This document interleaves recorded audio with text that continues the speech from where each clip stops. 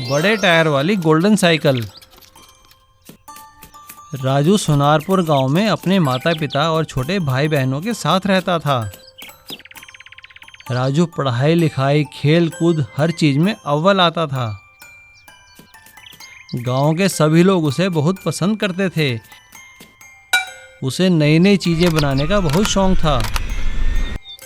12वीं कक्षा में प्रथम आने के बाद उसके पिता ने उसको एक गोल्डन साइकिल ला कर दी। राजू बेटा कहाँ हो तुम? बाहर आओ।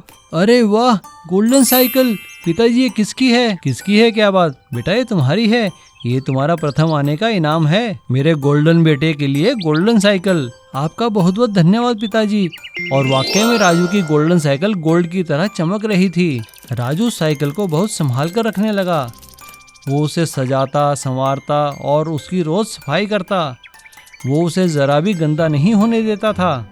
राजू रोज गोल्डन साइकिल पे चढ़कर अपने कॉलेज पढ़ने के लिए जाया करता था। कॉलेज में सभी लोग उसे गोल्डन साइकिल वाले राजू के नाम से जाना करते थे।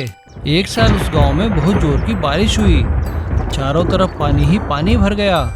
और एक दिन कॉलेज जाते हुए राजू की गोल्डन साइकिल पानी में फंस गई। अरे ये क्या, मेरी साइकिल कीचड़ में फंस गई। अरे ये तो गंदी हो गई। राजू जैसे ही कॉलेज पहुंचा उसका सभी दोस्तों ने मजाक उड़ाया। अरे राजू क्या हो गया तेरी गोल्डन साइकिल को? आज तो ये कीचड़ वाली साइकिल हो गई है। हाँ देखो देखो राजू की साइकिल की चमक आज तो काली लग रही है कीचड़ में।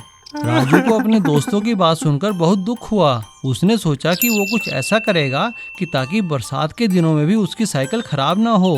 शहर से गांव वापस आते हुए उसे एक कबाड़ी की दुकान पर 2 विशाल टायर दिखाई दिए। राजू ने वो टायर उस कबाड़ी से खरीद लिए और राजू ने घर आकर उन दोनों विशाल टायरों को अपनी गोल्डन साइकिल में लगा दिया और उन टायरों को भी गोल्डन कलर कर दिया।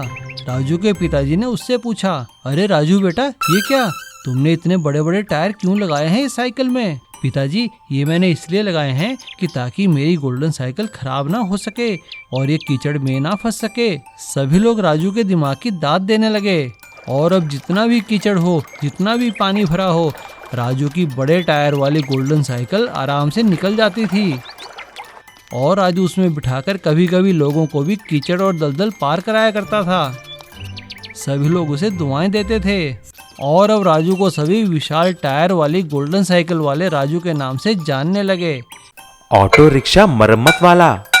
चांदपुर नाम के एक गांव में सूरज करके एक आदमी रहता था।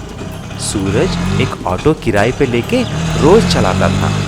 ऐसे ही आए हुए पैसों में से किराए देकर बचे हुए पैसों से ही अपना घर चलाता था। लेकिन सूरज के पास कुछ खास पैसे नहीं बचते थे। इसीलिए एक दिन उसकी बीवी ने ऐसी बोली, देखिए जी, अब तक जो हो गया सो हो गया। आप ऐसा ही किराए के ऑटो चलाएंगे तो कुछ नहीं बचेगा। आपको एक नई ऑटो खरीदना है।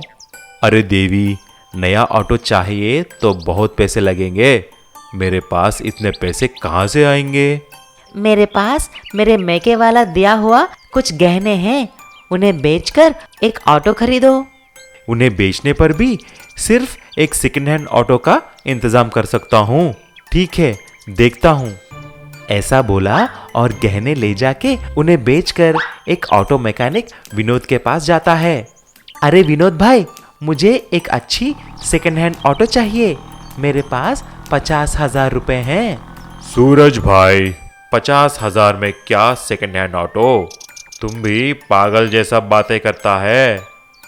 अच्छा ये बात है, अब मुझे कुछ नहीं पता, तुमको ही कुछ करना पड़ेगा। ठीक है सूरज भाई, मेरे साथ आओ।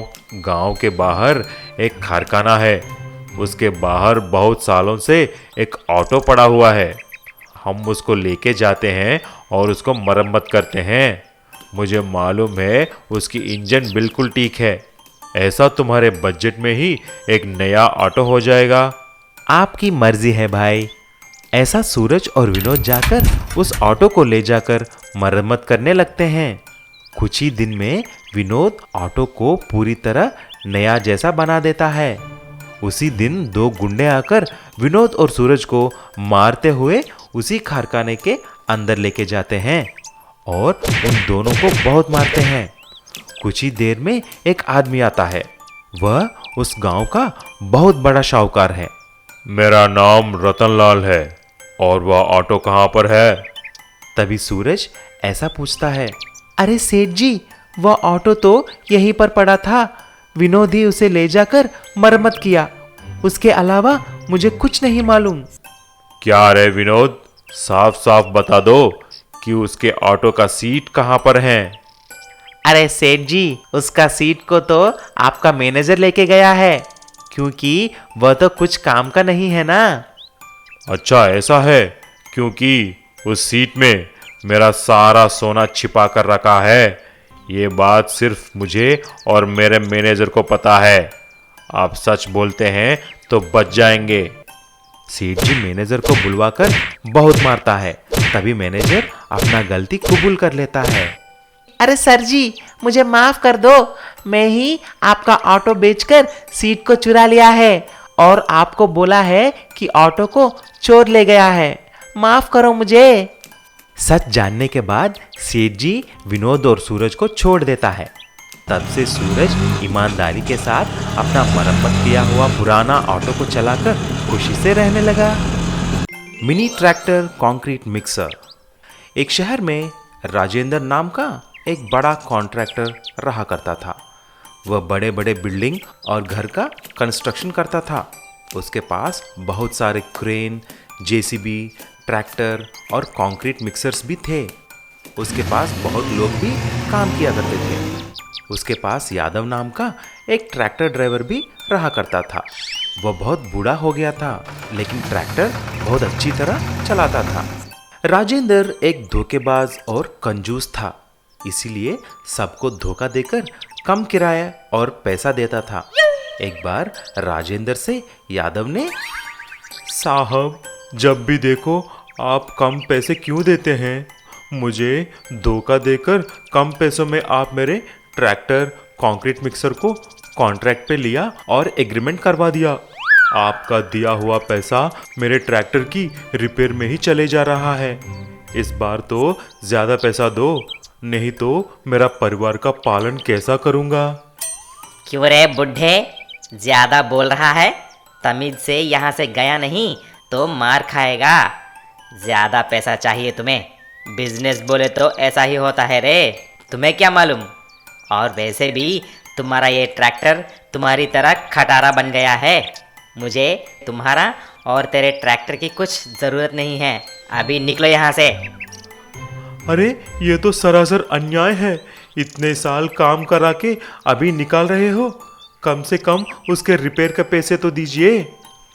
कौन से पैसे रे? इज्जत से यहाँ से गया नहीं तो धक्के मारकर यहाँ से निकाल दूंगा। घबरा कर यादव अपने ट्रैक्टर मिक्सर को ले जाकर वहां से घर चला गया। घर में यादव की उदासी देख उसका बेटा और बीवी परेशान हो गए। फिर उसकी बीवी ने पूछा, क्या हुआ जी, आप इतने उदास क्यों हैं? और दोपहर को ही घर वापस आ गए क्या? फिर राजेंद्र के बारे में सब कुछ बोलता है। उस नालायक ने इतना बड़ा धोखा दिया, आपका इतना नुकसान किया। हमें अभी उसको सबक सिखाना चाहिए, नहीं तो वह और लोगों को भी धोखा देगा। ऐसा बोलकर यादव की पत्नी राजेंद्र को फोन लगाती है। सर, मैं ईस्ट इंडिया कंपनी से बात कर रही हूँ। हम जेसीबी, क्रेन और ट्रैक्टर बेचने के लिए इंडिया में अभी अभी लॉन्च किया है। इंट्रोड्यूसिंग ऑफर में हम जेसीबी, क्रेन और ट्रैक्टर तीनों मिलाकर सिर्फ 10 लाख में ही दे रहे हैं। आप बड़े कॉन्ट्रैक्टर हैं ना, इसीलिए हमारे कंपनी ने आपको चुना है। ऐसा क्या? बहुत अच्छा, बहुत अच्छा। मुझे भी चाहिए। बोलो क्या करना है? कुछ नहीं सर, आप अभी हमारे अकाउंट में एडवांस के लिए 5 लाख ऑनलाइन ट्रांसफ़र या गूगल पे कर दो। आपकी मशीन 1 हफ्ते में आ जाएंगे। बाद में बाकी के पैसे दे देना। ठीक 1 हफ्ते के बाद राजेंद्र को एक पार्सल आता है। उसमें सारे जेसीबी, क्रेन और ट्रैक्टर के खिलौने रहते हैं। उन सबको देखकर राजेंद्र चक्कर आकर गिर जाता है और यहाँ पर यादव, उसकी पत्नी और बेटा हंसने लगते हैं। सीख, किसी को भी हमें धोखा नहीं देना चाहिए, उसका अंजाम बुरा ही होता है। लकड़ी का ट्रक वाला। कोल्हापुर नाम के एक शहर में जमींदार श्रीधर जी रहते थे। उसकी बेटी शांति बहुत सुंदर थी। जब भी वह बाजार में कोई चीज खरीदने के लिए जाती थी तो सभी लोग उसे देखते ही रहते थे।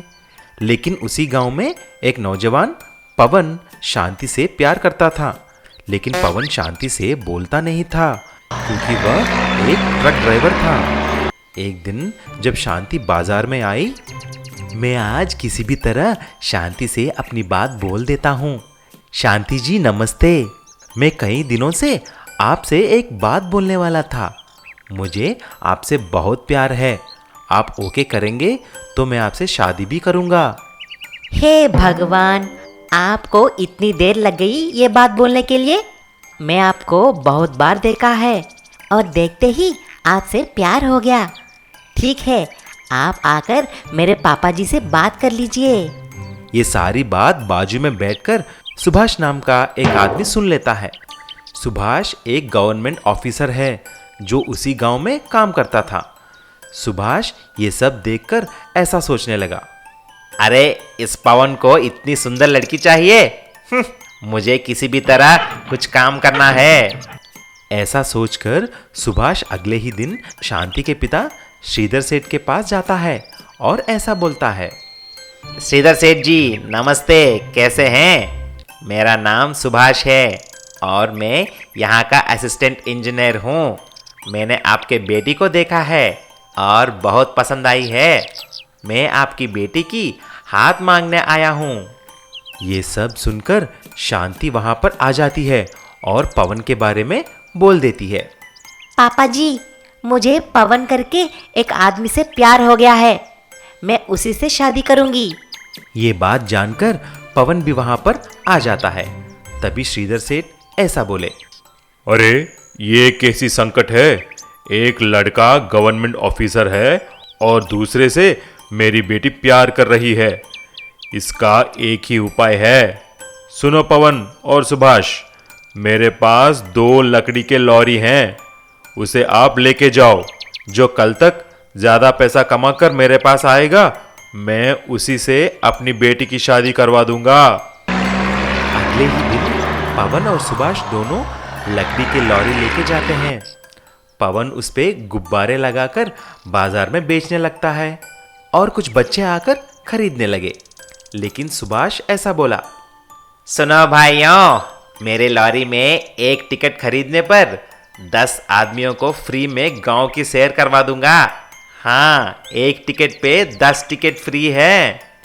ये बात सुनते ही सारे लोग आकर लॉरी पे चढ़ने लगे। उनकी वजन ज्यादा होने से वह लकड़ी की लॉरी पूरी टूट जाती है और सभी गिर जाते हैं। लेकिन पवन के यहाँ सारे गुब्बारे बिक जाते हैं और वह 1000 रुपए कमा लेता है। ये बात देखकर श्रीधर सेठ ने देखा, मेरा कामयाब दामाद तो पवन ही है। ये कोई भी बिजनेस समझदारी से कर सकता है। ऐसा बोलकर शांति की शादी पवन से करवा लेते हैं और तब से वह दोनों खुशी से रहने लगे।